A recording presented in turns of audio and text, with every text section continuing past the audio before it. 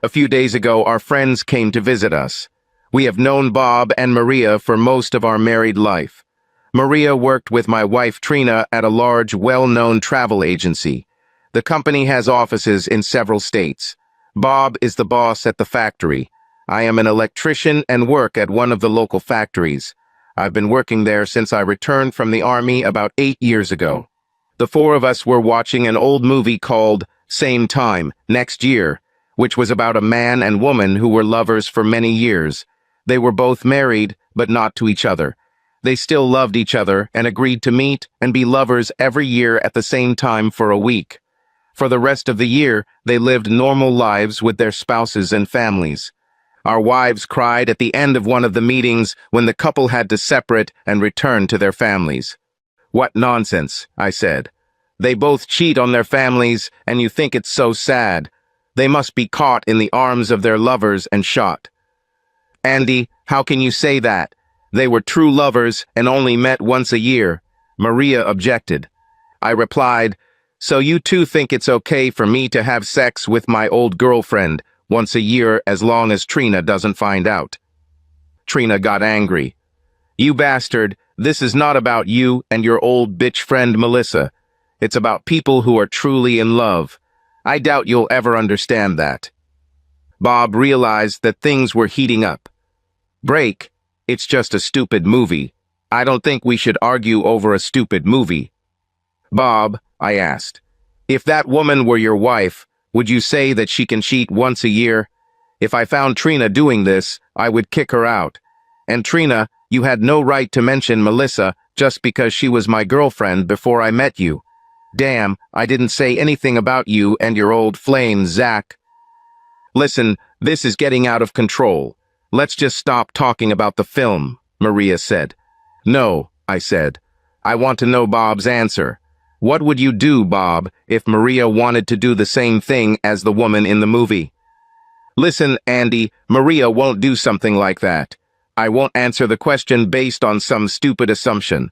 Maria is too good a person to ever do this to our marriage," Bob replied. I happened to look at the girls, and for a moment something flashed between them. I couldn't say what it was at the time, but it made me feel cold. Maria stood up, sat on her husband's lap, and kissed him. It seems all was well in their happy minds. As for Trina, she didn't smile at me. She stood up and offered everyone another drink. I turned off the movie, and all four of us went into the kitchen to play cards. We usually played men against women. I have to admit that this got me thinking. I thought a lot in the following days. When I finished school, I enlisted in the Army. I signed a contract for 3 years, of which 2 years had to be abroad. I went to our prom with my girlfriend Melissa. I truly believed that I loved her. She was my first love and the first woman I made love to. I always thought we were a great couple and would be together forever. I think I was too naive at the time. The last time we made love was a week before I was supposed to go to work. She didn't come to say goodbye to me because she had another ball. Her parents said she could go to prom with me if she went to another prom, or rather a dance with Eric. He was a bit of a nerd and went to college. There was some event there, and Eric invited Melissa to go with him. Melissa made the mistake of mentioning this to her mother. Do not misunderstand me. I had nothing against Eric, except that he wanted to date my girlfriend. Unfortunately, his mother and Melissa's mother worked together and tried to set them up. It hurt knowing that Melissa would be dating Eric, but she said her mother insisted on it, and she promised me she wouldn't even kiss him. I had been abroad for about 4 months when I received a letter from my sister saying that Melissa was pregnant. I could not believe it. Melissa has been writing to me since I left for basic training. Why didn't she ever mention this? Of course she knew, especially if my sister Jen knew. The only answer was that Eric impregnated her. I was furious. I wrote her a letter calling her every dirty name I could think of. I was fighting in a war, and my girlfriend, soon-to-be ex-girlfriend, was cheating behind my back and didn't even have the decency to tell me she was pregnant. I never wrote to her again after sending that letter. I told her not to waste time writing letters to me because it was over between us, and I would throw her letters in the trash without reading them. I told her that I hope she, Her illegitimate child and Eric will be happy together. I received a letter from her, but I tore it up and threw it in the trash. I never heard from her again while I was abroad. The sisters said Mel and Eric got married shortly before the baby was born. They lived at Eric's parents' house, and Eric took night classes at college to finish his degree. After I found out I was pregnant, I became a hero. I wasn't brave, I was stupid. I didn't care if they killed me. I took to the battlefield like some kind of superhero, saving the lives of many homeless children. I didn't care about myself. I thought I would return home in a coffin. I did not care. I was just a stupid soldier who thought his life was over. I couldn't believe it when my service ended. Not only was I alive, but I also received several awards for bravery. When I returned home, the city held a holiday in my honor. I met a lot of friends and old schoolmates. Everyone shook my hands and smiled. I wondered if a certain woman would show up. I saw her in the crowd with a baby stroller and her husband. She turned around and left without talking to me. I really didn't expect this because I wrote her a letter calling her a cheater and a bitch. It's funny how our emotions take over when we're angry. Now I was sad after seeing her, but I still hated what she did to us. There was a lot of dancing at the celebration. I saw an old classmate sitting there and asked her to dance. It was Trina, one of the most beautiful girls in our class. At the time, she was a little out of my league and was dating an athlete from school. He was supposedly every woman's dream. At least that's what they said at school. His name was Zach Carter, the American football team's quarterback, and he was the top prospect. I heard that he moved to another state after graduating from high school. Trina attended local college and earned a business degree before working for a large travel agency. Last I heard, Zach lived in another state. It seems he broke up with Trina and was dating some rich woman whom he later married. As we danced, Trina and I reminisced about old times. We soon realized that we had both been abandoned by previous lovers, and we began dating. I must say that we both experienced disappointment in love. 6 months later, we got married. I know it sounds stupid, but when people experience disappointment, they behave differently. I got a job at one of the local factories and began studying to become an electrician. Trina and I actually got along well. I think we found respect for each other and liked the same things. You could say we loved each other, and in a way we did. We had great sex. She wasn't afraid to try different things. I was a little worried about where she learned all this from. I asked her one day, and she laughed and pulled out a bunch of women's magazines that covered many of the things we tried. Our real feelings were probably more like friendship than love, but it was a better relationship than many people we knew. Life was pleasant, and we went to visit various friends. One day, while we were with Bob and Maria, Trina asked me if I wanted to go to a conference that her travel agency was putting on. Andy, every 2 years our travel agency holds a conference in a different state where we have offices. Last time it was here in Ohio, and this time in Florida. Usually this is the first or second week of May. We can take our spouses with us, although these are just meetings and presentations of new tourist destinations and the like. Do you want to go? Trina asked. Honey, I don't want to waste my vacation week in May attending meetings. Are any of your colleagues coming so you can go with them? I'm going, said Maria. Bob can't take a vacation, and he's not interested anyway. Usually, Trina, Barb, and I, another girl from the office, go together. Sounds good to me. This will give me a week to miss you before you return, I replied. Trina smiled slightly, and she and Maria went into the women's room. I've never understood why women can't go to the toilet alone. After they left, Bob and I talked about how lucky we were to not have to go to such a boring conference. When Trina returned from the conference, we made love. It was one of the best sexual experiences since our wedding. As a result, Trina became pregnant. I was a very happy father. My little girl was born just in time for Valentine's Day. I couldn't have gotten a better gift for Valentine's Day. Now we were a family and life really did get better. Trina took 3 months off after giving birth. My sister Jen offered to babysit, which was ideal. Little Renee was my pride and joy. After work, I loved holding my little girl and watching her play. The only thing that disturbed my idol was quarrels with Trina. For some reason, she always remembered Melissa. Of course, I mentioned Zach in response. It was really stupid to fight over people who were no longer a part of our lives, but when we get angry, we tend to remember the past. One day, when I got home before Trina, I asked Jen if she had seen Melissa. Sometimes I see her at the grocery store. She has the sweetest little girl she named Andrea. I know you don't want me to talk about her, but she loves her daughter, even though she doesn't seem happy. I don't know why, Jen said. Well, next time you see her, tell her I have a daughter too. That's rude, Andy. I won't tell her that. A few minutes later, Trina arrived, and we had to change the subject. For some reason, I can't just forget Melissa. Maybe because deep down I still cared about her. Maybe because she was my first love. I wonder if other people feel the same way about their first love. Do we ever forget them? Has Trina forgotten Zach? There's always something to think about when it comes to first love. Time flew by, and it was time for Trina to go to the next conference. I really didn't want to go, and neither did Bob. Plus, I had a 2-year-old daughter to take care of, or at least that's how I explained it to Trina. She and Maria went with their friend. When Trina came back, we had great sex again. I've been thinking about sending her to conferences more often. Every time she came back, the sex was the best. Again, a couple of months later, she discovered that she was pregnant. 7 months later, our second daughter was born. We named her Ashley. Valentine's Day was becoming a pretty good day in our house. Life went on as usual, and we lived an ordinary life and quarreled.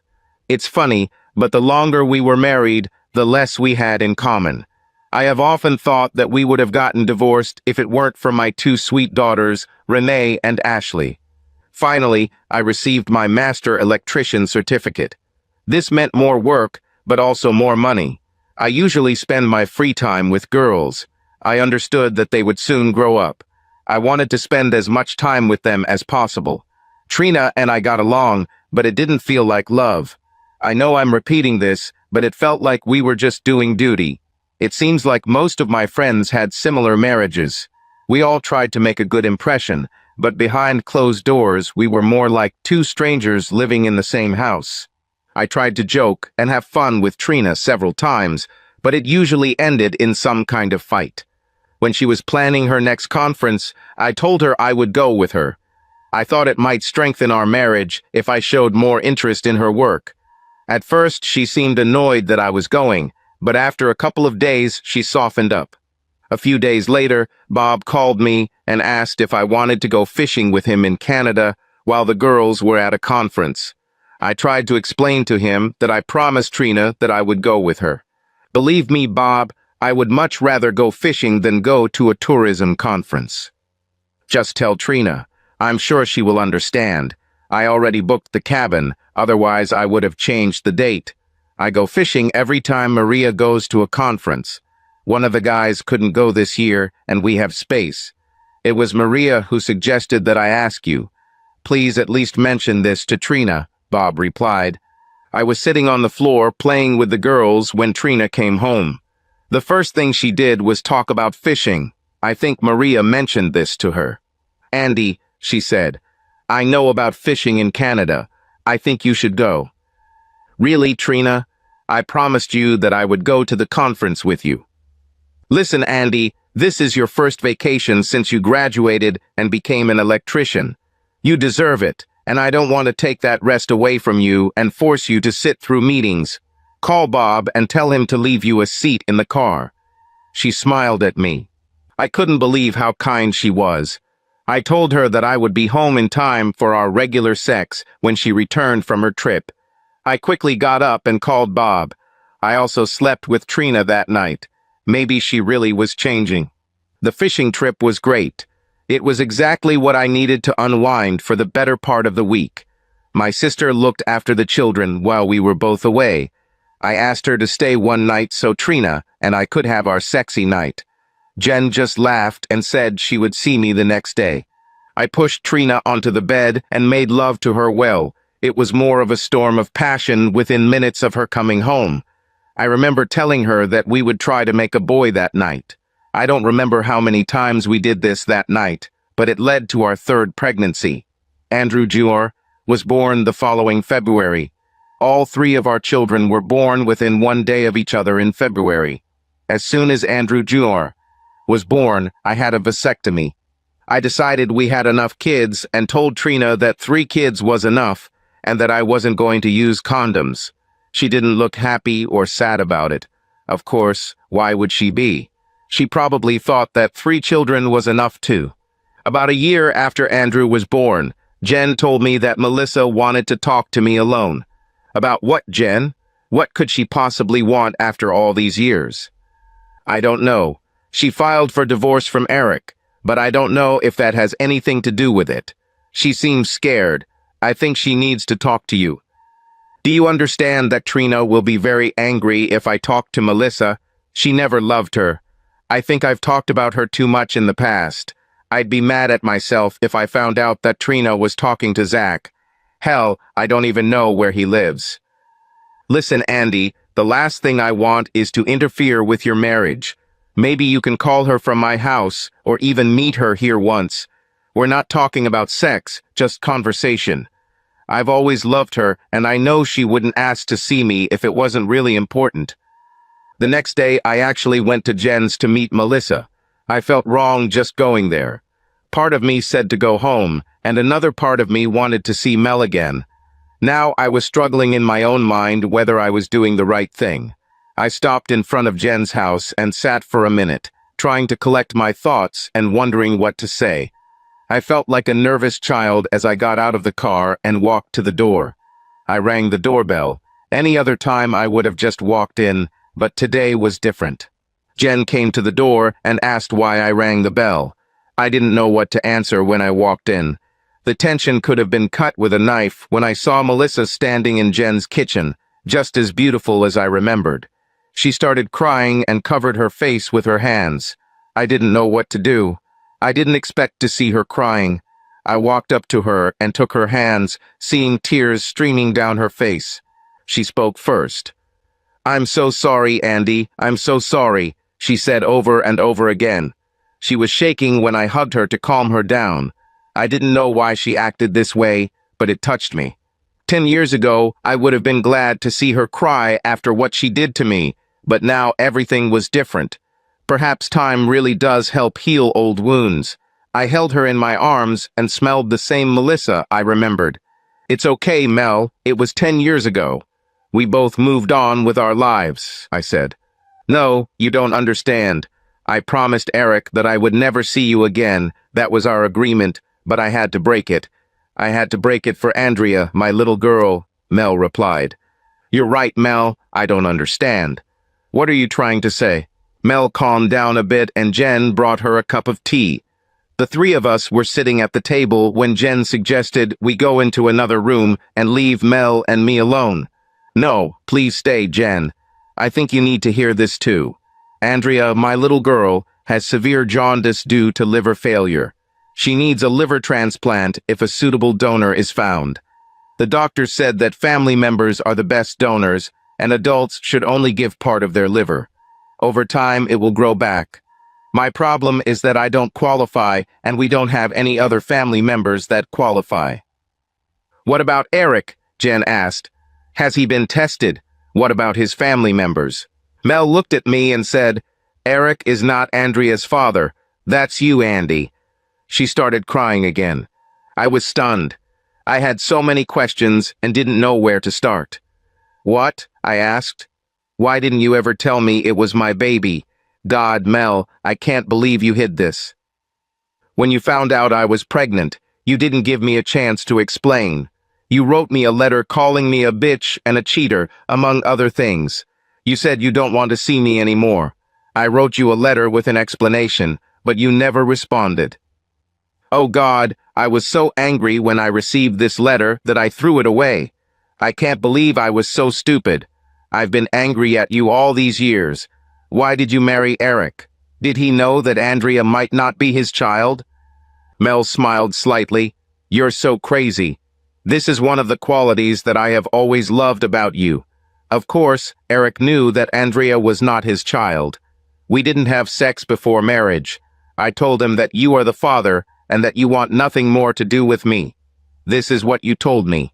Eric really took care of me. He is truly a wonderful person, but he also has pride. He agreed to marry me on the condition that I tell everyone that he is the father of my child. To be honest, I didn't know what to do.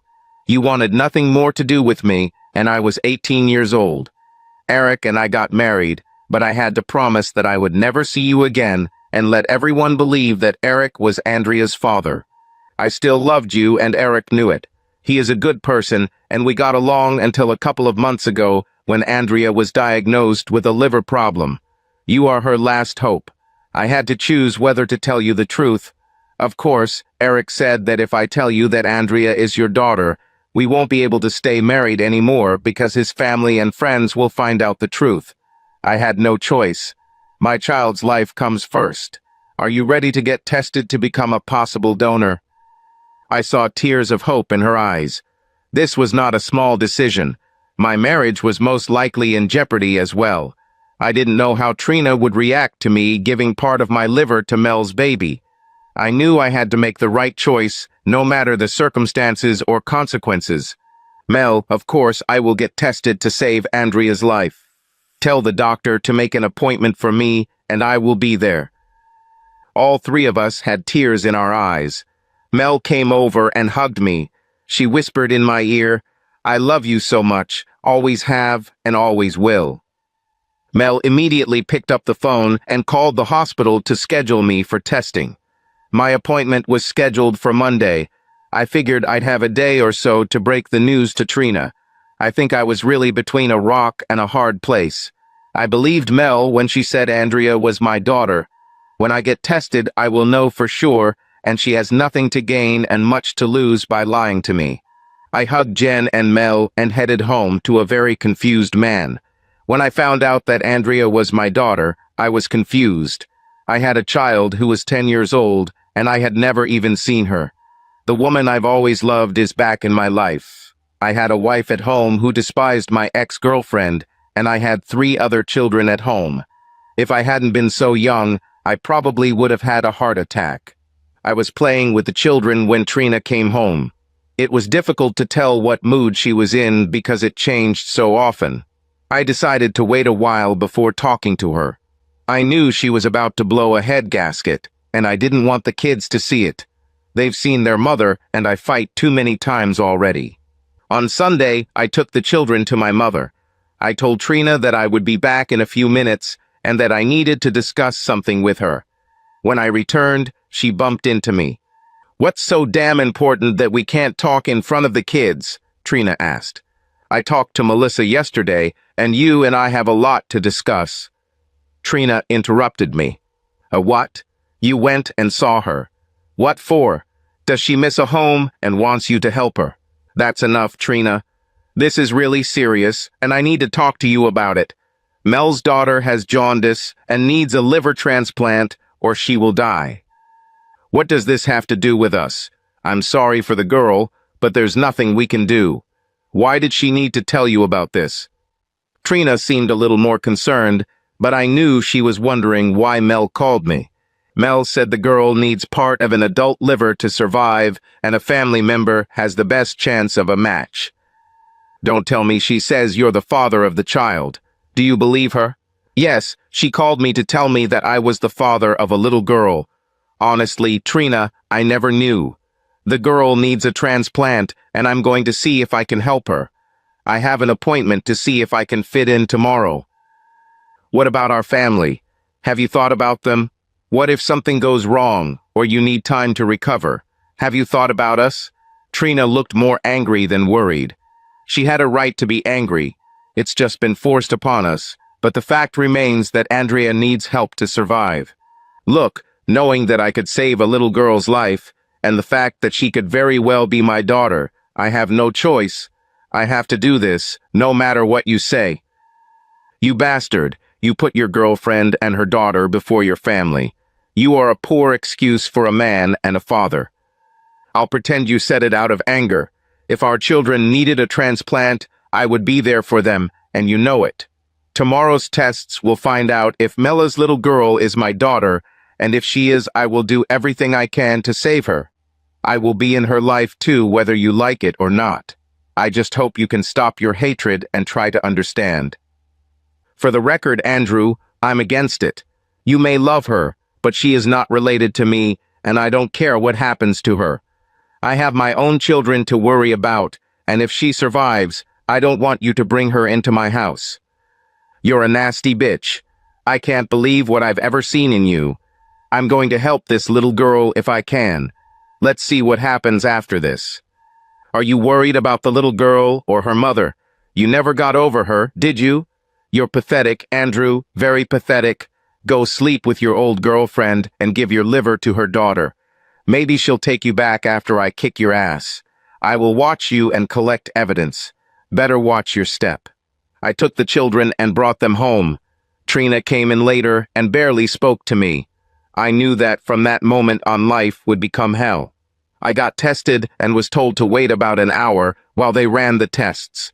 I entered the room to see Andrea. Mel was sitting there talking to her little girl. Andrea was so beautiful. She really looked a lot like her mother. She was 10, but tiny due to liver problems. She looked no older than my 6-year-old daughter, Renee. I walked up to the bed, and it scared Mel a little. She quickly turned around and saw me standing there. She had the most beautiful smile on her face. "Thank you for coming," she said. I looked at Andrea. "You are my guardian angel?" she asked me. "Mom said my guardian angel will be here today to help me get what I need. Are you him?" I smiled at her. "I'm not exactly an angel, but I'm here and I hope I can give you what you need. I'll find out in just a few minutes." "You're Andy, aren't you? Mom said I was named after you. Did you know that? I have to tell you that my mom and I talk all the time. She and I have secrets. When I get better, I will share them with you. Mom said I could. This disease may make me look young, but I am 10 years old and quite smart. Do you have any other children?" The way she said it made me think. Did she know the truth about me? She was talking about other children, wasn't she? She spoke as if she were very smart, but her body looked so fragile. God, I hope I'm perfect for her. "Yes, dear, I have 3 children at home, all younger than you. When you get better, I will bring them to you." "It would be great. I like kids. I don't have any brothers or sisters to play with, so maybe I could borrow yours," she smiled. I could tell she was feeling weak and had these tubes coming out of her. "Darling, close your eyes and rest a little. You need to gain strength. I'll keep Andy company," Mel said. "I bet you will, Mommy," Andrea said, smiling and dozing off. "Does she really know who I am, Mel? How much does she really know?" I asked. Mal smiled. "It was so nice to see. Andrea and I have secrets, just like she told you. She'll tell you what they are when she gets better. Until then, you'll just have to guess." Mel walked me back to the lab. We were asked to wait in the doctor's office. He wanted to talk to us. "Mr. Connors, you are a very good match for Andrea. The ideal match would be a child's liver, but we can take part of your liver and implant it into a girl." "Doctor, she is my daughter. Now I know it. I would like you to call her my daughter." The doctor smiled. "Well, Mr. Connors, your daughter will have a chance at a full recovery. It may take a couple of months for her body to fully accept the implant, but she is young and should recover quickly." "What about me, Doc? What will I have to go through?" "You will be placed underwater while we remove part of your liver. When you wake up, you'll feel like you've just been run over by a truck. If all goes well, you will need bed rest for a month and will not be able to return to work for at least 6 weeks. Over the next year, your body will recover." "Are you kidding me, doctor?" "No, you wanted to know the truth, and I consider it necessary to tell it to you. Your daughter is very lucky to have you in her life. Honestly, I don't think she would have lasted another month. Now, for the bad news." "Bad news? Are you saying that what you just said was good news?" The doctor laughed. "Yes, that was good news. The bad news is that we need to operate as soon as possible. I was hoping you could come back tomorrow morning for surgery. Tomorrow, doctor, maybe we can start on Wednesday. I need to go to work tomorrow and take sick leave. Please give me all the necessary documents, especially if I'm going to be away for a long time. I agree, Wednesday. My secretary will prepare all the necessary documents for you. See you Wednesday, Mr. Connors. Just call me Andy. Doctor, looks like we'll have to see each other often. Mel took my arm as we returned to Andrea's room. She had tears in her eyes, but they were tears of joy. I don't know what to say, Andy. You are putting your life on hold for a few months for my daughter.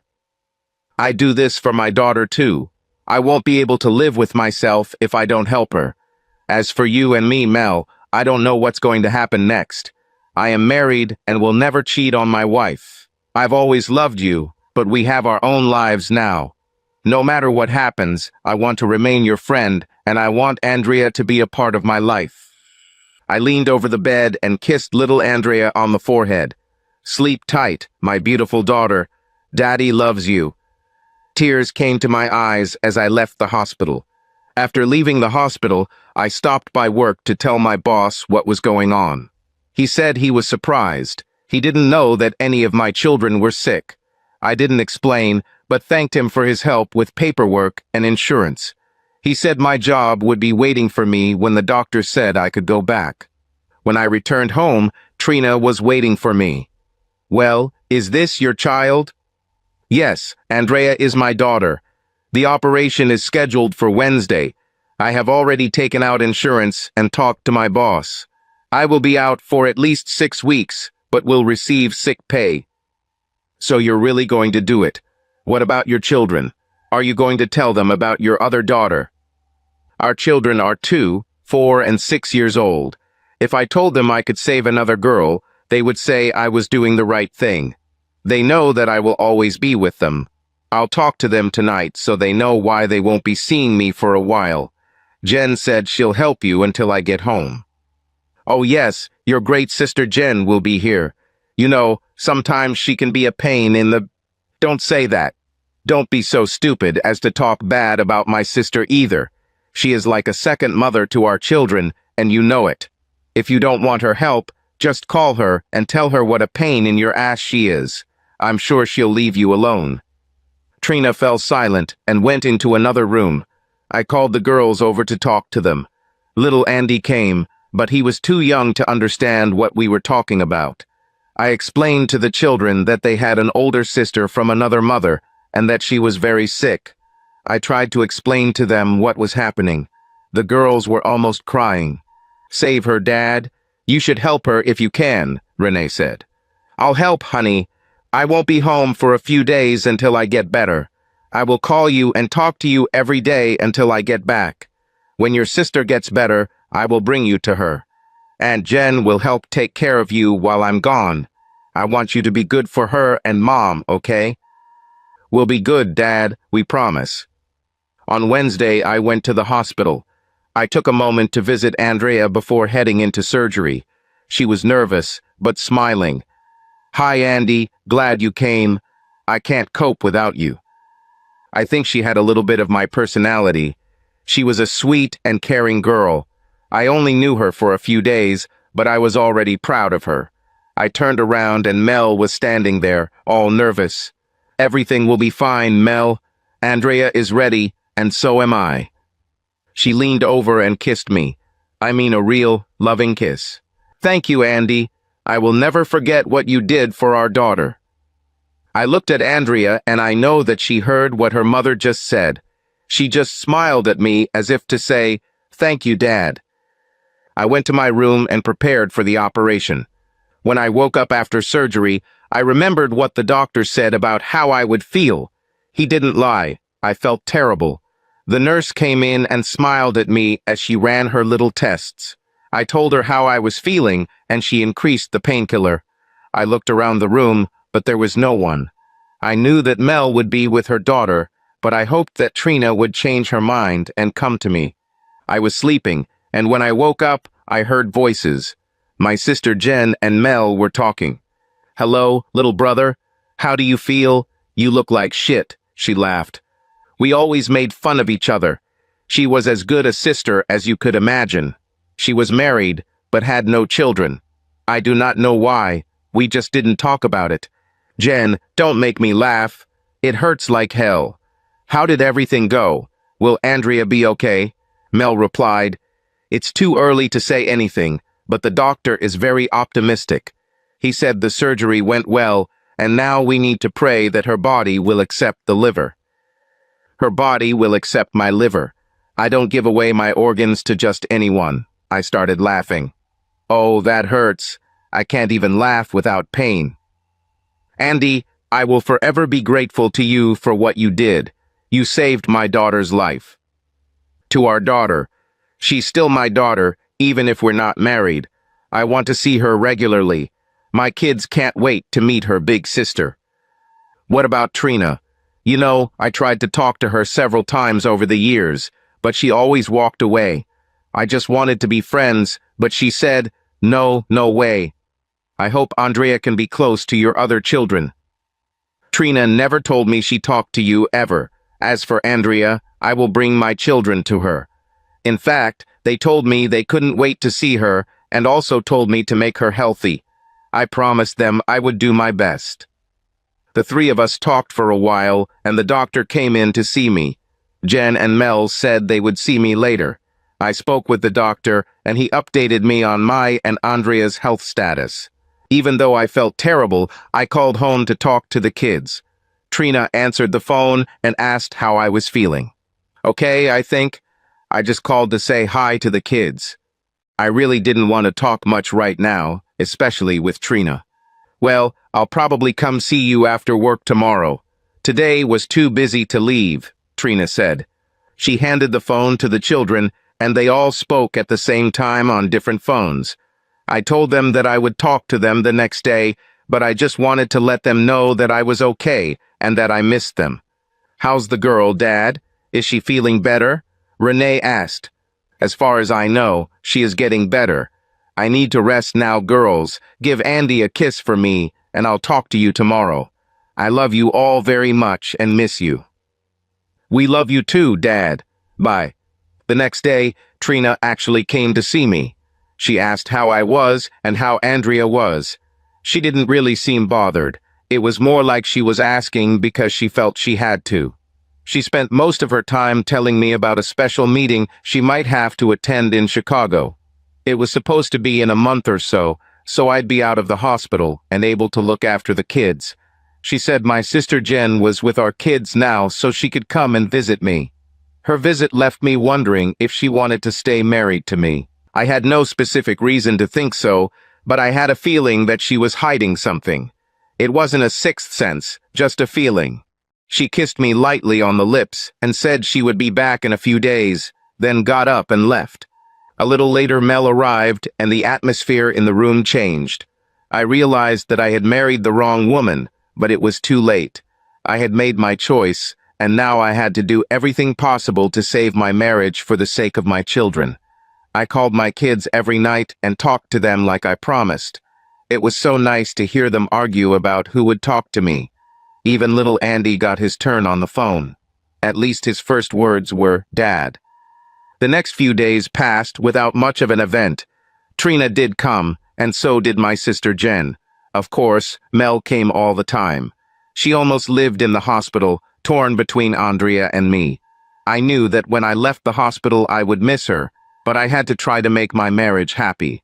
A few more days passed, and I received several visits from work colleagues, and also, of course, my mother came to visit me.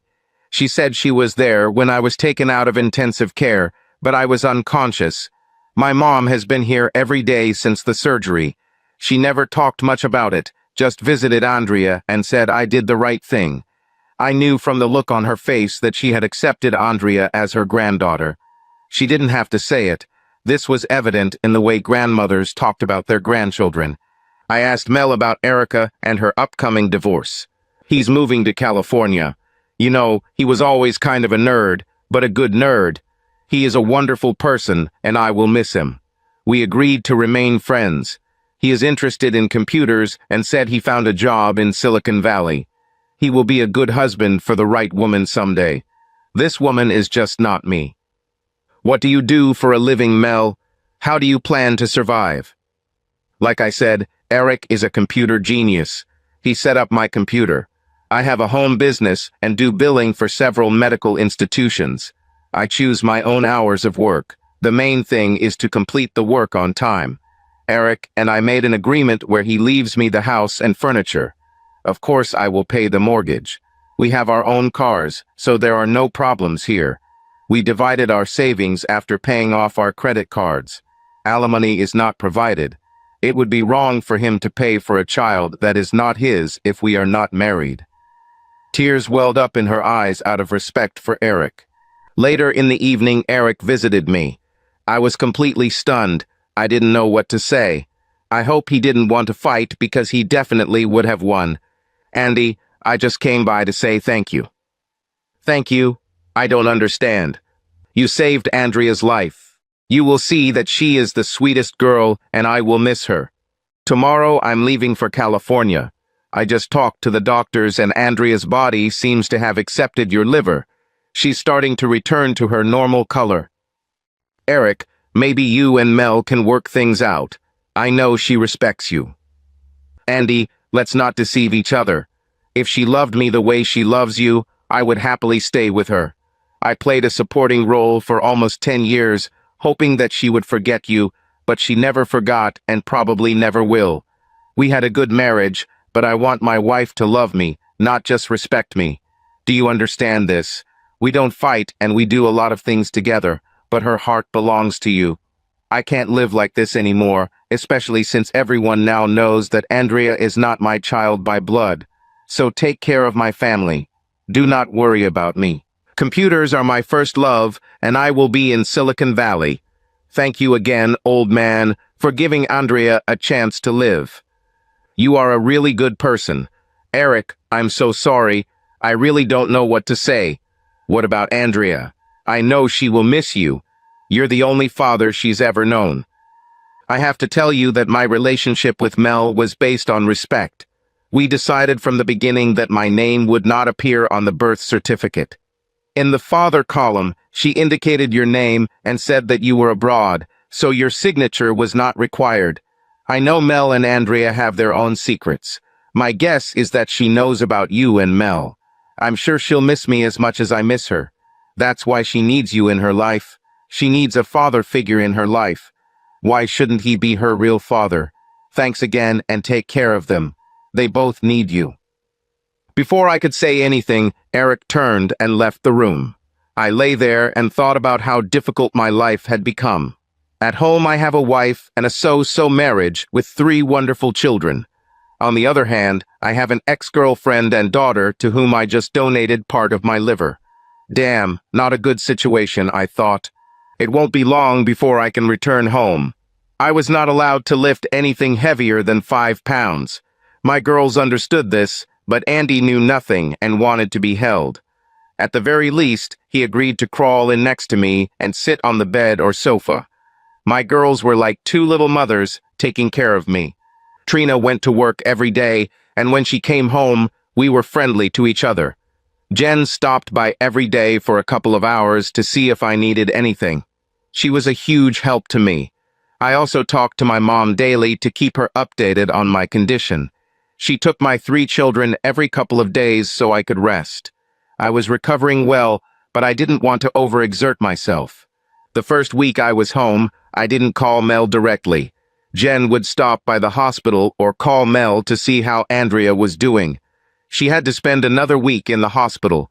The doctor was surprised at how well she felt.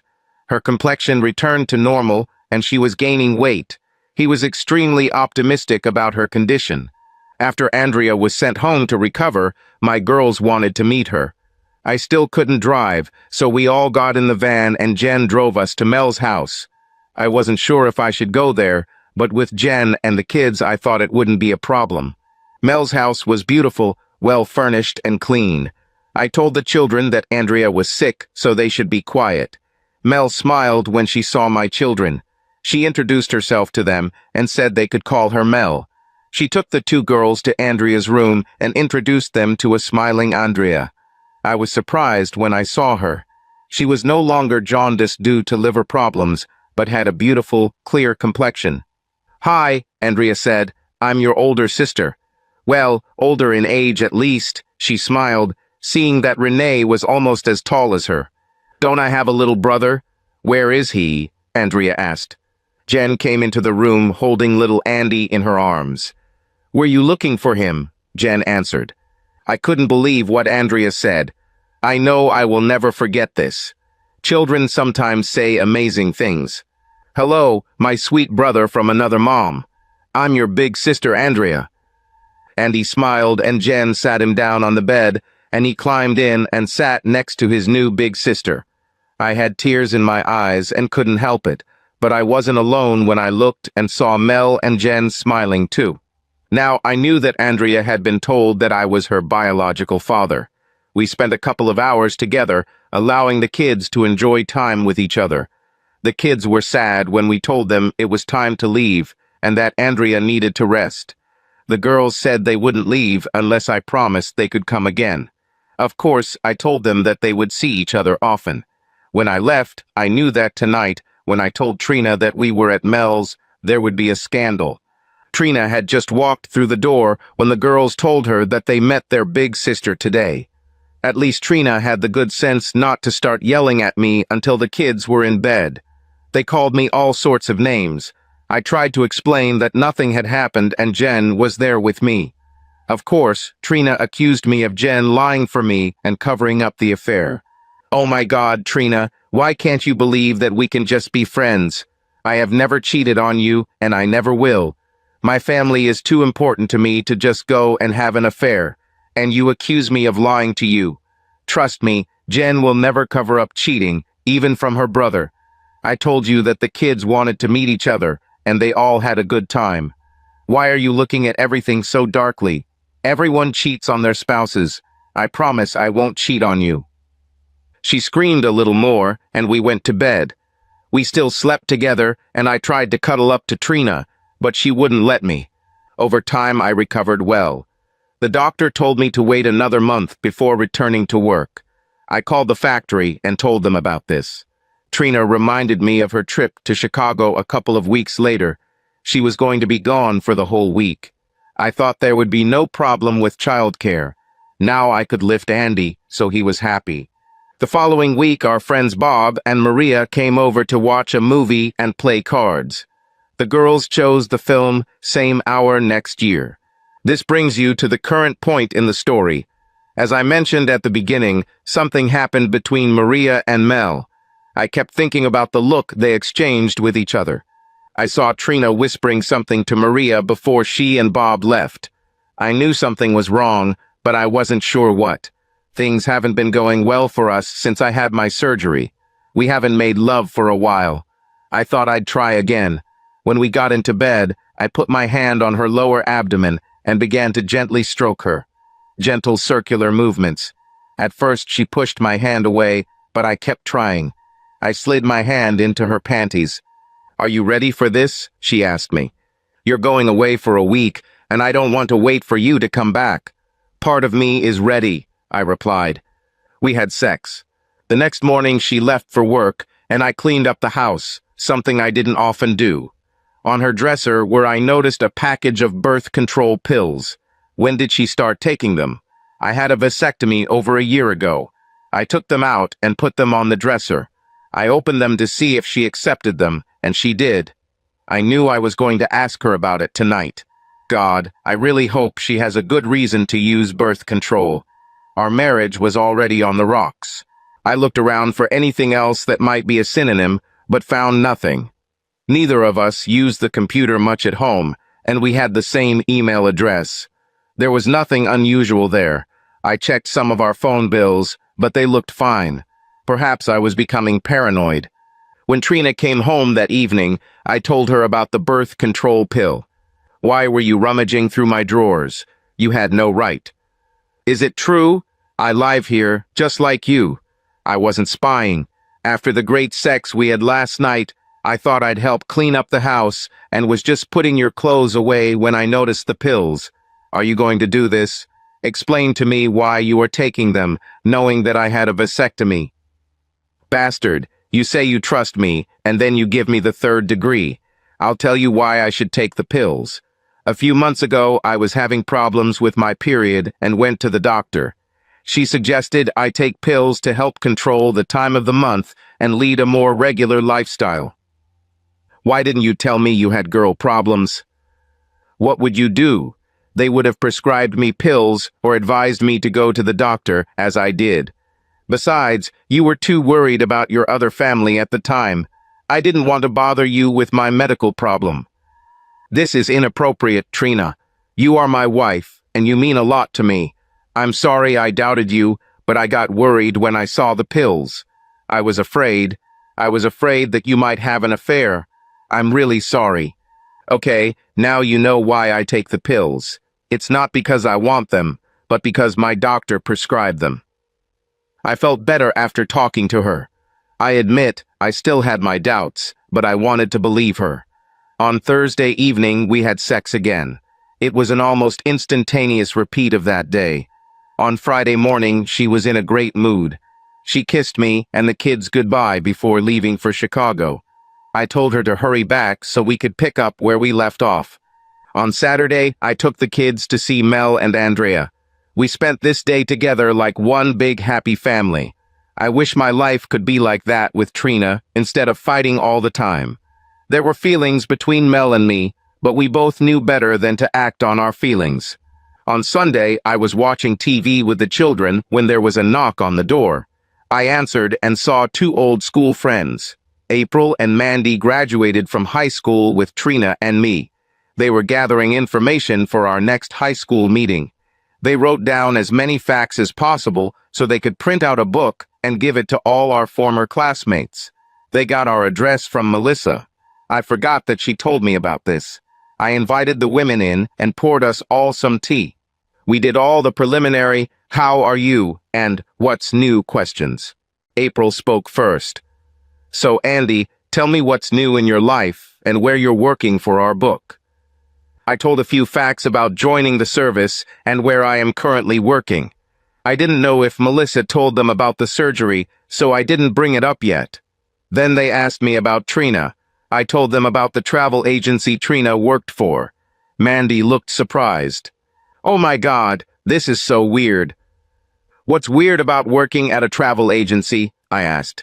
It's just that her old boyfriend, Zach Carter, works at the same travel agency, but in Chicago. This is so strange. Both are old friends working in the same company, but in different states. How do you know that, Mandy? Have you talked to him? No, we spoke to his mother last week. She told us all about him and how rich and powerful he was. I remember in high school, all the girls wanted to date him. His mother says he is still in great shape and exercises every day. Can I get a copy of his profile? I think Trina would like to contact him. I didn't really need information for Trina. I wanted this for myself. I started to smell a rat, a very big rat. I had a feeling that Trina knew everything about Zach, but firsthand. Of course, Andy, I have an extra copy of his profile, but you'll probably have a hard time finding it. Why is this? According to Zach's mother, his wife is an Illinois state senator. You'll probably have to get tested just to see them, Mandy laughed. I laughed with them. I was burning inside. After receiving Zach's profile, I said goodbye to my old classmates. I thought I'd call Bob to talk and see if he knew anything about Zach. I gave it up. I didn't want to involve Maria just in case I needed information from her. Instead, I called Trina's room in Chicago. The phone rang 5 times before Trina answered. She seemed to be breathing a little heavily. "Hello," she said. "Well, hello, dear wife. How are you doing this fine morning?" "Why are you calling me, Andy? We said you should never call unless it's an emergency. Are the children okay?" "The kids are fine, but their father is a little angry." "Why did you call, Andy? I don't have time for your stupid games." "Today is Sunday.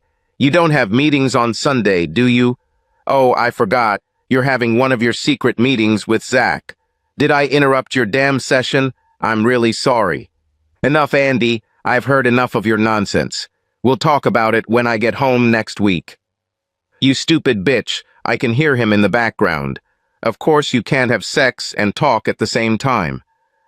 I'm going to hang up, Andy. We'll talk about this when I get home. Talk to me now, or I'll burn the damn house down and then come to Chicago and kill your damn boyfriend. I heard Zach whispering to Trina in the background. There was no reason for this stupid bastard to remain silent. You're going to tell your damn boyfriend to shut up, or I'm going to end this conversation with his wife, the senator. Please, Andy, don't call her. I heard her say something to Zach. Zach, get your hands off me. He damn well knows you're here. We can't hide it anymore. He'll call your wife if I don't talk to him now. How long have you been dating him? Since you don't want to answer me, I think it's been about 7 years. No wonder you come home and want to have sex. You couldn't get it out of your system. Or did you want to have a child with him and cover it up by having me? Please, Andy, I can't think right now. Please, let's talk later. Whose children am I raising, mine or your lover's? Tell me, whose children am I raising? Please, Andy, I don't know. Honestly, I don't know. Wow, honesty is not one of your qualities. Gee, I might have to sue my lover for 6 years of maintenance. I'm sure the senator will want to support my children. Please don't say that. How the hell am I supposed to talk to you? I was as honest with you as I could. I promised never to cheat on you and never did, although you accused me of our family life. You, on the other hand, have been having sex with that idiot behind my back for at least 7 years. How the hell else am I supposed to talk? Andy, I don't know what to say right now. We'll talk when I get home. The only thing we'll do when you get home is get a divorce and test the kids so your damn lover can claim the rights of the father. Until then, enjoy your sex, you pathetic, fucking, sneaky bitch. Just so you know, if the test shows that the children are mine, I will take them from you. No, you can't take my kids. I hung up. I needed more information. I called Bob. He returned from fishing. Usually he went for a couple of days. Bob, this is Andy. I lost Trina's room number and thought you might have Maria's number. He gave me the number and asked if there was a problem. No, it's okay. I just wanted to ask her something. Thanks, Bob. I called Maria's number and she answered. Hello. Maria, this is Andy. Andy, Trina isn't here right now.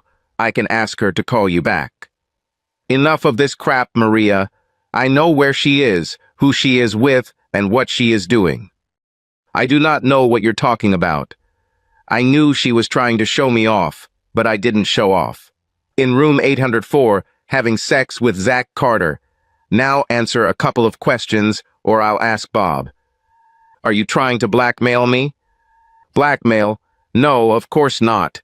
I just decided that if Trina cheated on me for 7 years and you covered it up, then you got your share too.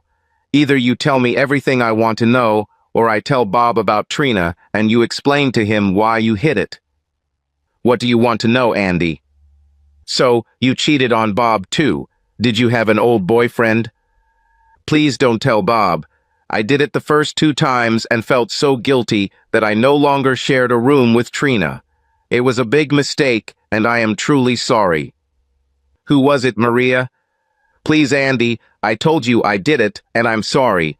It was some friend of Zach's. I want to forget about this. Don't tell Bob. Tell me everything you know about Trina and Zach, and I promise not to tell Bob about this conversation. Okay, I'll trust you. You have no choice, but I keep my word. Trina found out that Zach works for the same agency. She started cheating with him. As far as I know, this was only during seminars. What did she say about him, and I will know if you are lying and our agreement will be void. She said she always loved him and made a mistake by marrying you. Sorry, Andy, but you said you wanted the truth. She couldn't wait for the seminars so she could be with him. They almost never went to meetings, but stayed in their room most of the time and only went out for dinner. What about my children, Maria? Tell me what you know. Oh God, Andy, I don't know what to say. She hoped that all 3 children were Zach's. This was her way of getting back at you. It didn't make sense. I never understood why she wanted you to raise Zach's children. So my kids are actually Zach's kids. I don't know. She always hoped they would be from Zach, but as far as I know, she doesn't really know. Let's not lie, Maria, Trina, and I will be getting a divorce, and I will test the children to find out who will support them. I will keep my promise and not tell Bob about this conversation. As for other matters, I won't lie to him. As a friend, I don't want to see you in my home anymore. I needed someone to talk to. I really wanted to talk to Mel, but I didn't think it would be wise. I had no idea how Trina would handle this situation. The last thing I wanted was to drag Mel into this chaos. I called my sister Jen and asked her to come. She sensed the urgency in my voice and said she would come right away. Jen and I discussed everything and the different possible scenarios. I was quite confused and didn't know what to do next. Now I understand why there is a temporary excuse for insanity. I would kill Zach and Trina if they walked through my door right now. Jen and I agreed that it would be worth calling Zach's wife. She deserves to know what kind of scoundrel she has for her husband. I looked at Zach's profile and his home number was there. I called, but the secretary answered. I asked to speak to Mrs. Sis Carter. After a pause, I was told to wait a minute. "Who is this?" asked the woman. "This is Andrew Connors from Ohio. Are you Mrs. Sis Carter?" "Yes, it's me, but I'm known as Senator Conroy. My husband's last name is Carter." "Well, Senator, your husband is sleeping with my wife at the hotel. I thought you should know about it." "Damn it, he said he wasn't dating that married woman anymore. Is her name Trina?" "Yes, this is Trina Connors from Ohio. His high school girlfriend will soon become my ex-wife." "Mr. Connors, thank you for letting me know about this. I can't talk now, but my people will contact you in the coming days." "I don't want to talk to your people. I will speak to you personally if you wish. I don't need anything from you. I just wanted you to know about your husband's infidelity." I hung up. Apparently, she knew about her husband's infidelity. I wondered if Trina was his only mistress. Well, now all I have to do is wait for Trina to come back and start the divorce proceedings. The most difficult thing will be to test the children to find out if I am their biological father. What if they are not mine? I raised each of them from day one. They were my family and my life. Around midnight, there was a knock on the door. I sat on the couch and thought about my problems. I tucked the 3 children in, hugged and kissed each of them, wondering if they were mine. Damn, I wanted a drink so bad, but after liver surgery, I couldn't drink alcohol for probably a year. I was stunned by the knock, and it happened again. I looked and saw a policeman. I opened the door. "I'm Officer Bates with the Sheriff's Department. Are you Andrew Connors, Trina Connors' husband?" asked the officer. "Yes, officer, it's me. What happened?" "I am sorry to report that your wife was killed in a car accident in rural Illinois. I was asked to inform you about this." I was shocked. A minute ago, I hated her and wanted to kill her, and now she's dead. I couldn't believe what I heard. I wanted to wake up, hoping it was a bad dream. But it was not a dream, and I did not sleep. "What happened, officer? Are you sure it's her? Maybe it's a mistake." I was just mumbling. "I'm sorry, Mr. Boris Connors, there is no mistake. It was a car accident, and both died. According to the report I received, their car went off the road, overturned and crashed into a tree. Both passengers died on the spot." "You said both. Was Maria the second person in the car?" "No, sir. No, sir, it was Zach Carter. Did you know him?" I was stunned. I thought it was probably Trina and Maria coming home earlier, but that wasn't the case. This meant that she still spent the afternoon and evening with Zach, even after talking to me. I knew I had to answer the officer. "Yes, he worked in the company's Chicago office. I haven't seen him for many years." "What time did the accident happen?" about 7 o'clock in the evening, give or take a few minutes. It took us some time to collect information and contact you. Once again, Mr. Pease Connors, I'm sorry to have to break this news to you, but we wanted you to be one of the first to know. If you contact the Chicago Sheriff's Department tomorrow, they will be able to tell you more. Good night, sir. Thank you, officer, I said, closing the door. At that moment, I was stunned. I felt hatred, loss, love, disgust, and even fear. Fear of what to do next. I had 3 small children who were sleeping peacefully, and tomorrow I had to tell them that their mother had died. I couldn't sleep and didn't want to call anyone at that time. I knew that tomorrow would be one of the worst days of my life. I had to face reality. Trina is dead, and I have 3 children to look after that may not even be mine. I wouldn't wish anyone to be in this situation. I must have dozed off in the chair and was awakened by the bell at 7 in the morning. The display read, "Personal call." I answered. "Mr.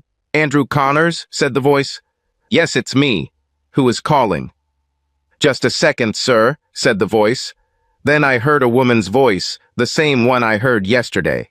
"Mr. Pease Connors, this is Senator Conroy. Janice Conroy. Under the circumstances, I would prefer to be called by my first name.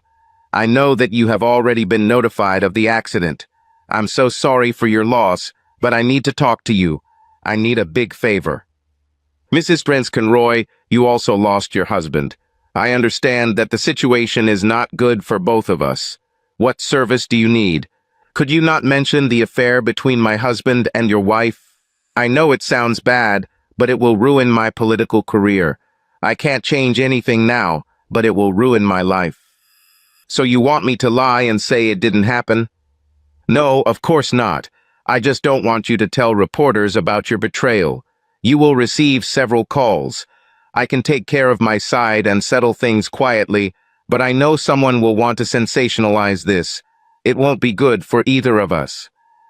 Mrs. Conroy, I will keep the affair a secret if you will do 2 things for me." "What would you like? I will do my best." "I want a real report on the accident, the one that is hidden by high-ranking people. And I also need a sample of Zach's DNA. You know why. I'll do everything I can. I expect it soon after the funeral. Please don't think of me as a weakling. I want to know. No, I must know. The truth at any cost. I will give you everything you asked for. I just hope you keep your word and don't tell me about the cheating. I always keep my promises, Janice, always."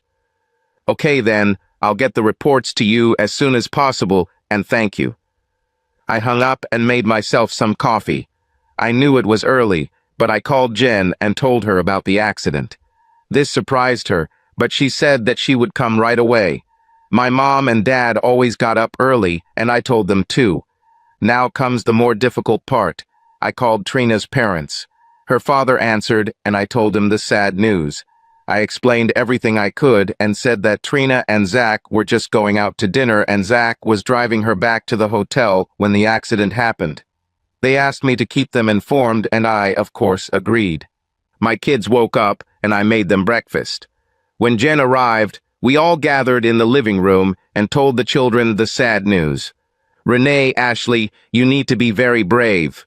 Mom died and won't come home." Tears just welled up in their eyes, and they started crying. Of course, when little Andy saw his sisters crying, he started crying too. It was the hardest thing to see my children cry. I hugged each of them and let them cry. I tried to be strong for them, but I cried too. I held the girls and Jen held Andy. We tried to answer all their questions. There was a knock on the door and Jen simply shouted, "Come in." It was Mel. "I'm so sorry to hear what happened." She and Andrea cried too. Ashley ran to Mel and sat on her lap as Mel sat down and began to gently rock my youngest daughter. Andrea sat down next to her mother. "How did you know?" I asked Mel. Jen responded, "I called her after you called. I hope you don't mind." "Of course not." I was just surprised. After the children had calmed down a bit, Andrea offered to take them to their rooms and play games with them. This was a lifesaver because the phone started ringing right after they went to their rooms. These were journalists and reporters. They all said the same thing. We just have a few questions. I would get angry and just hang up. Jen said she would handle the calls. She responded to the next reporter. Look, I don't understand why all you journalists keep bothering us. My brother just lost his wife. He has 3 small children, and we are not celebrities. We need privacy. I don't care that Zach Carter was married to a politician in another state. This has nothing to do with us. Why don't you bother her if it's so important to you? We turned on the news, and the report said, a local woman died in Chicago last night. She was with the husband of State Senator Janice Conroy. Conroy, said the woman, Trina Connors of Ohio, was a colleague of Zach Carter, and they were just returning from dinner. She had spoken to her husband earlier that evening and said she would not be able to join them. She was very saddened by the loss of her husband and expressed her condolences to Mr. Kaz Connors and his family in Ohio. We will provide more details as they become available. Now it is clear why we are called. I think we should prepare a story for these pesky reporters and repeat the same thing until they leave us alone. I'll take the next call, Jen, I said. Hello? Yes, this is Andrew Connors. Look, I don't understand all these calls. I'll tell you what I know. Zach Carter and my wife Trina worked for the same travel agency, but in different states. They periodically met and discussed travel opportunities. All they did was go to dinner and were returning to her hotel when the accident happened. The man continued to ask questions. Yes, I talked to my wife that morning and knew they were going to dinner. They had been friends since school. I knew Zach personally. We all studied at the same school. It was a terrible accident and we will miss it. I encourage you, if you have any further questions, to contact your senator. I hung up. Jen and I took turns answering those stupid dings since they're about the same size. If looks could kill, dear Mel would have killed me on the spot. Jen started laughing. You are a stupid, stupid man. You want to give your dead wife's clothes to your ex-girlfriend. I don't think so, little brother. She said they were beautiful. I was just trying to be nice and let her take what she liked. Women, I will never understand them. What should we do with them? Jen looked at Mel as if I wasn't there. Let's have a garage sale and sell all the clothes. They should bring in some good money. So that was the next thing they were going to take on. The phone rang and I heard a familiar voice on the other end. After I hung up, I asked the women to take their children and go with them to the park or somewhere else for a couple of hours. I told them that a person would come to me with whom we needed to talk privately. I promised to explain everything later. After they left, there was a knock on the door. It was Senator Janice Conroy and her driver. Please come in. I was waiting for you. Her driver remained sitting on the porch while she went inside. I was surprised by her appearance. She was a very pretty woman, but she was probably over 50. I didn't know she was so much older than Zach, because Zach was our age. Mr. Connors, I was in Columbus, Ohio on state business, and decided to make this short trip to give you the information you requested. She handed me an envelope, telling me it contained an unofficial accident report as well as Zach's DNA profile. Would you like a cup of coffee, Mrs. Conroy? Please, for today, just call me Janice, and a cup of coffee would be nice. Just a little cream, please. I want to thank you for not disclosing the betrayal. It would not do any good if the truth were known. I got a call from the insurance company, and they asked me to talk to you about a possible settlement. Janice, I don't need your money. I just want this to end so my family and I can move on with our lives. Andy, dozens of lawyers will call you, promising millions of dollars if you contact their firms.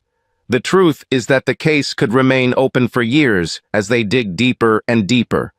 The insurance company doesn't want this to happen, and neither do I. They made you an offer. If you accept it, the case will be closed. No one will bother you anymore since the matter will be settled. What kind of proposal is this? Is this your money? Like I said, I just want it to be over. It's the insurance company's money. They will offer you $100,000 for each of your children and put it into trust accounts. Payments will be available once the children reach 18 years of age, and you will be the custodian of those accounts. Children will receive money only with your permission until they are 25 years old. After that, they will manage their accounts independently. Why are they offering this money? Was there some kind of violation? No, it's just that everyone is obsessed with lawsuits now. Filing a lawsuit is easier than finding a job. That just closes the case. They will also pay for all medical expenses from the time of the accident. You know, hospital bills, ambulances, and any other expenses. So you get $300,000 plus medical fees. It's $400,000 plus medical ones. I have 4 children, not 3. My other daughter lives with her mother, but if I accept this offer, she should also get a share. Sorry, I didn't know about this. I will make sure you get enough for all 4 children. If we're done, I'd like to. Janice, this is probably the last time I will see you. Can you tell me about you and Zach and why you let this continue after you found out? I think yes, you deserve to know. I met Zach when he was in college. He was a rude and harsh guy. I was asked to teach political science and we became friends. As you can see, I'm 25 years older than Zach. At first it was fun to be with a young man and teach him the wisdom of love. You've heard of trophy wives. So, Zach was my trophy husband. I had a handsome guy at all my parties. At first, Zach loved being the center of attention, but when he realized that it was not about him, but about me, he began to get nervous. He asked me to buy him a travel agency. I bought it and own it. He controlled it. He took courses in the tourism industry because he needed to learn something. In fact, he was coping, but he couldn't stop himself from cheating. Why didn't he divorce you and go about his own business? Money and power. I had both, he had neither. I gave him everything he wanted, within reason. There was nothing to his name, not even the car he crashed. If he left me at any time, he would have nothing. People get used to this kind of life.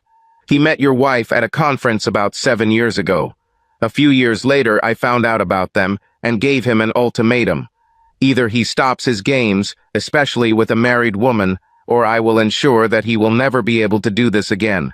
It seemed like he had stopped, or at least hid it well, until I heard from you. Just so you know, he had other lovers. Most could either be bought or intimidated.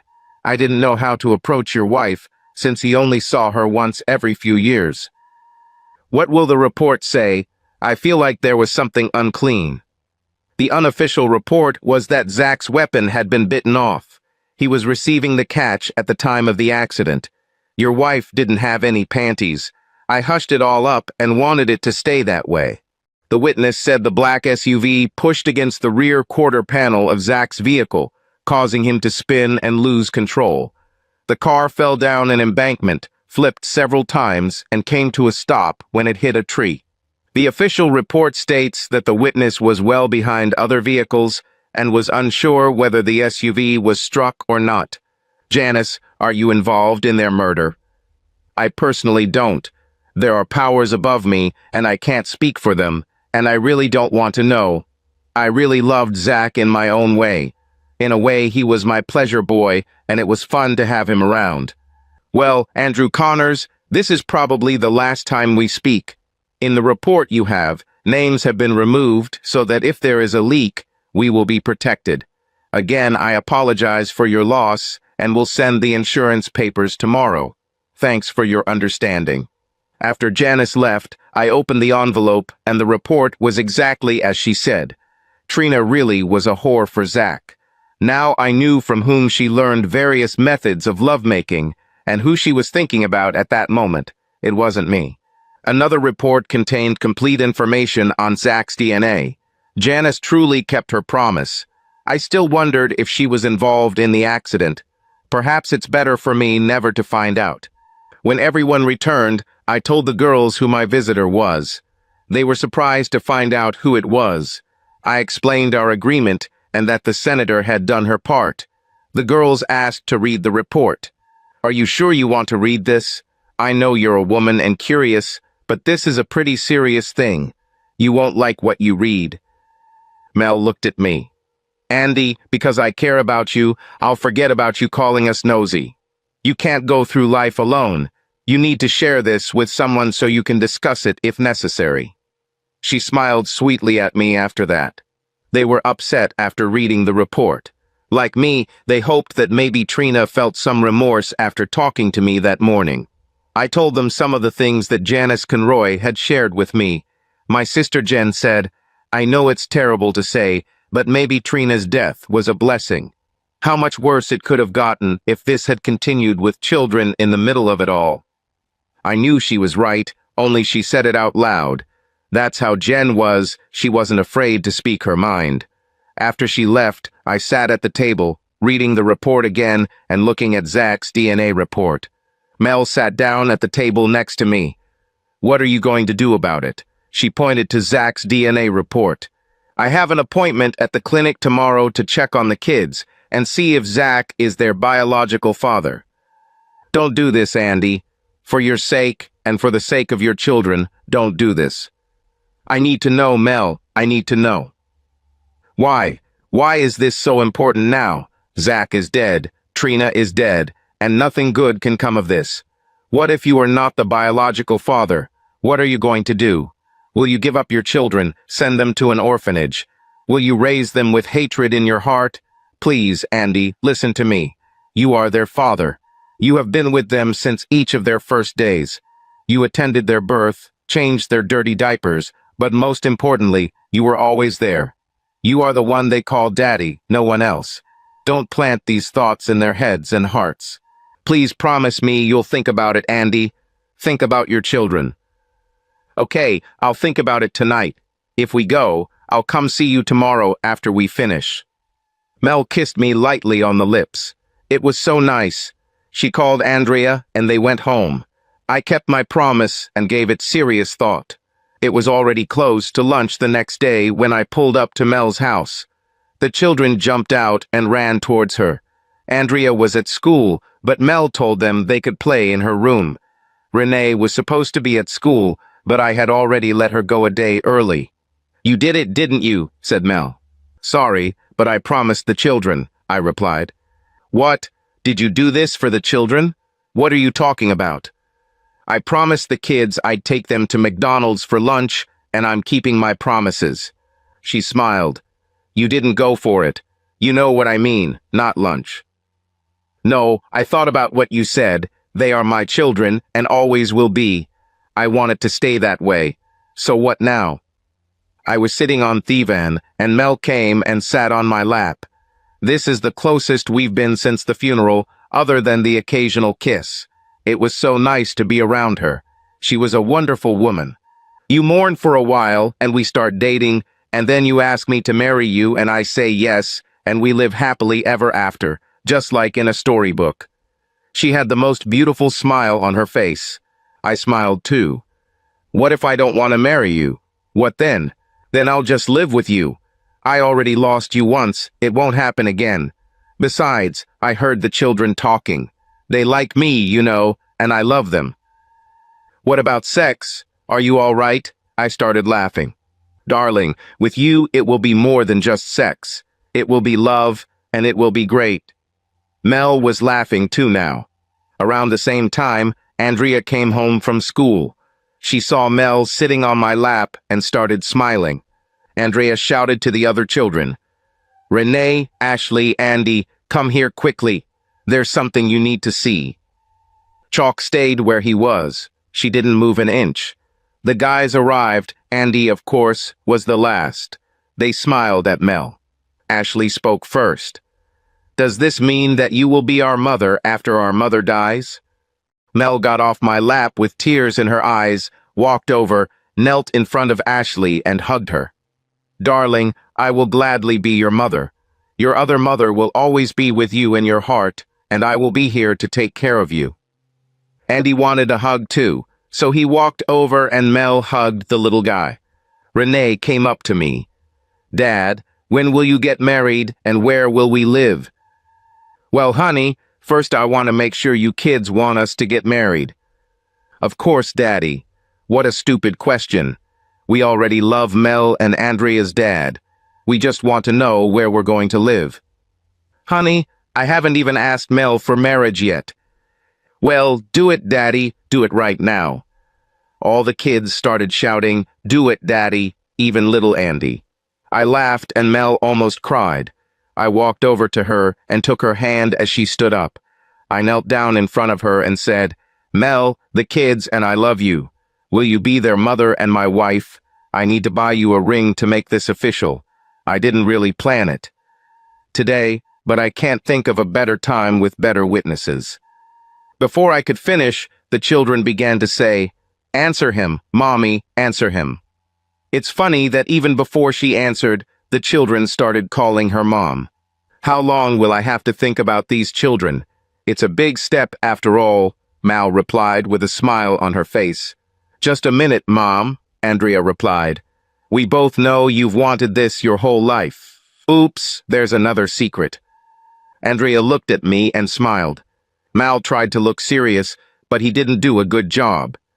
After careful consideration, I decided to say, "Yes, I will marry you, Andrew Connors." The kids jumped up and down and said, "Kiss her, Daddy, kiss her, and make the deal." I did just that, and it was so good. "Kids, so you know it will be a while before we get married. We have a lot of things to do first, but we'll see each other almost every day," Mal replied. She did not want to explain to the children how to wait after death. She told them they could call her Mom if they wanted. After the kids returned to Andrea's room to play, I looked at Mel smiling. "Everything went well," she laughed. "If we're going to date, are we going to have sex? If so, can we do this on the first date?" I asked. "For you, my love, any time. We don't even have to make a date." Having said this, she went to the phone and called my sister Jen. "What was all that about?" I asked. "Jen is coming over to take the kids to the movies. They wanted to see the children's movie Happy Feet, and Jen took them. Darling, I have a question for you. Will you and I stay here and make the deal we made earlier?" Before I could say anything, she called the children back into the room. "The kids, Aunt Jen and Uncle Ralph, are coming to take you all to Happy Feet." The children all started jumping up and down. "Dad and I have some things to do, but we'll be here when you get back. Be good to Aunt Jen and Uncle Ralph. Can you hear me?" "Yes, Mom, we can all hear you," answered a smiling Andrea. Jen and Ralph showed up a few minutes later. Ashley ran up to them as soon as they walked through the door. "Mom and Dad are getting married, and you can come to the wedding, but we don't know when it will be yet." Jen looked at us. "Kind of unexpected, isn't it, guys?" She smiled, which meant she gave her approval. Renee said, "Yes, Dad proposed in front of all of us. It was great. They kissed, and that was it to seal the deal." "All?" replied a smiling Ralph before Jen nudged him. "Well, congratulations," Jen said. "We better go to the movies with the kids so you can finish your unfinished business. We'll stop and get some pizza on the way home, so you'll have about 3 hours.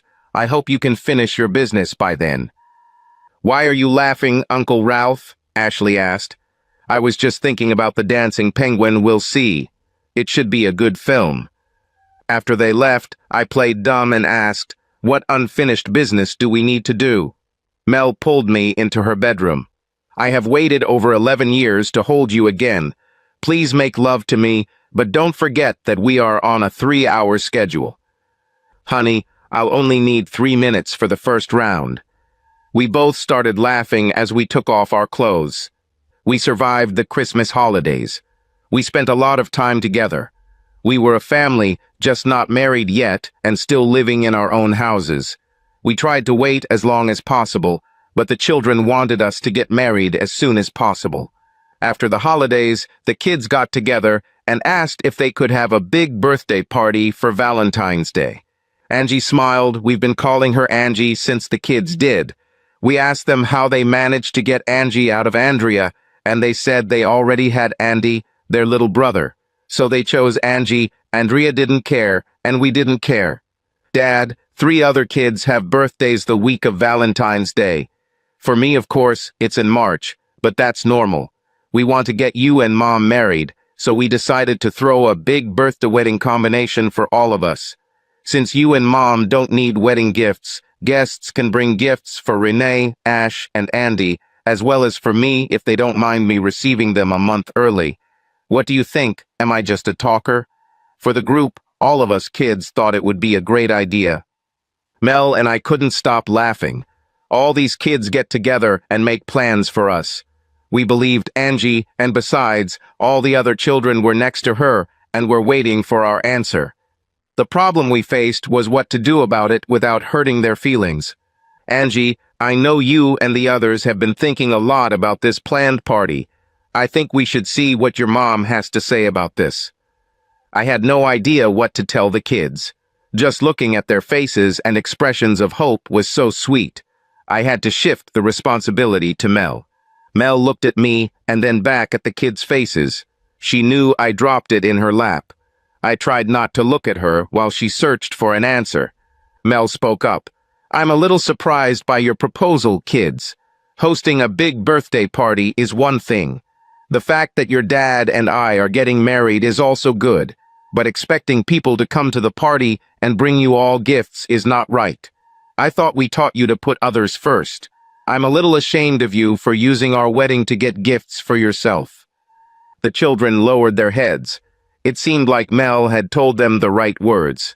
Renee said, Mom, if we give up gifts, can we have a birthday party and still have you and Dad get married?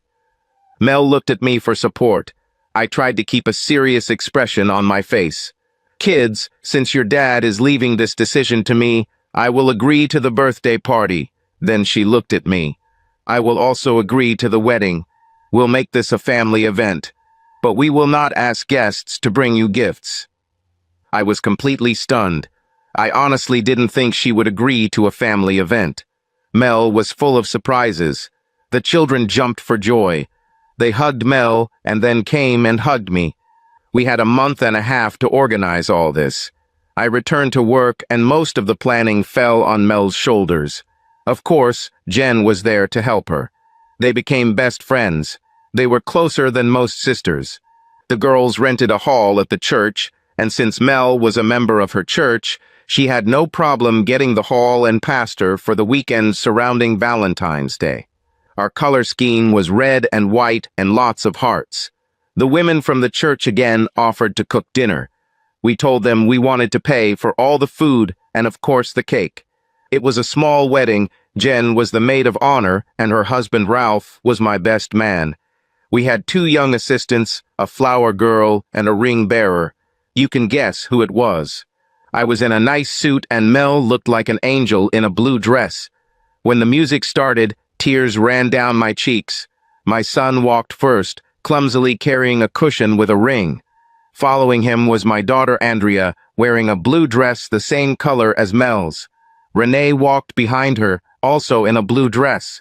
Next came Ashley as the flower girl. The wedding marching music started and Mel was led down the aisle by her father.